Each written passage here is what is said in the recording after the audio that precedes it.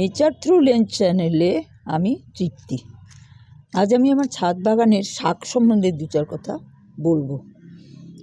আমার বাগানে ঢোলা শাকগুলো দেখছেন, এটা রাই শাক।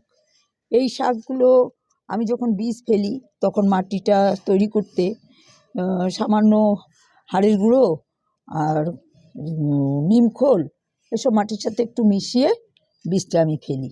তারপরে আস্তে আস্তে যখন বীজটা চারা গজায়, চারাগুলো যখন একটু বড় হয়, তখন আমি খোল পচা, পাতলা করে খোল পচা জল দূর দিয়ে দিতে থাকি। ব্যাস, আর কিছু না। আর নিয়মিত জল দিই, এতেই আমার এই শাক তৈরি হয়েছে। এটা ঢোলা শাক শুক্তো খুব ভালো হয়। হ্যাঁ, ঢোলা এটাও ওই একই প্রসেসে তৈরি, কোনো অন্য সারের ব্যাপার নেই। জাস্ট খোল পচা দিয়েই আমি তৈরি করি এদেরকে।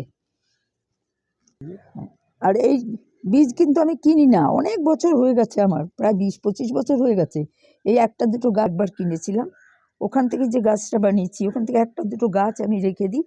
ওই গাছে যে বীজটা থাকে ওই বীজটাকে শুকিয়ে কৌটা ভরে রেখে দিই। আবার সময় এলে এই সময়টা আমি ফেলে দিই, এর থেকেই হয়। আবার ওই একটা দুটো গাছ রেখে দিই, এইভাবেই হয়ে যায় আমার অনেক বছরের বীজ। আমার এই বেডে এত জঙ্গল হয়, এগুলো পরিষ্কার করা খুব জরুরি, নাহলে এরাই মেরে দেয় আমার গাছগুলোকে।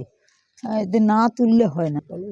এই দেখুন আমার পালং, হ্যাঁ, এই পালংও একই, কিচ্ছু দিই না, জাস্ট ওই একটু মাটিতে একটু খোল মিলিয়ে দিই আর একটু হাড়ের গুঁড়ো, ব্যাস।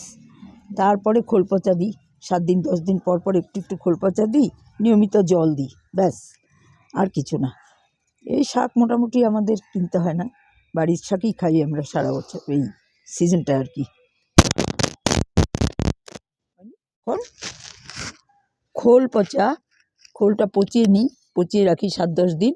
তারপরে ওটার মধ্যে পাতলা করে জল মিশিয়ে অল্প অল্প করে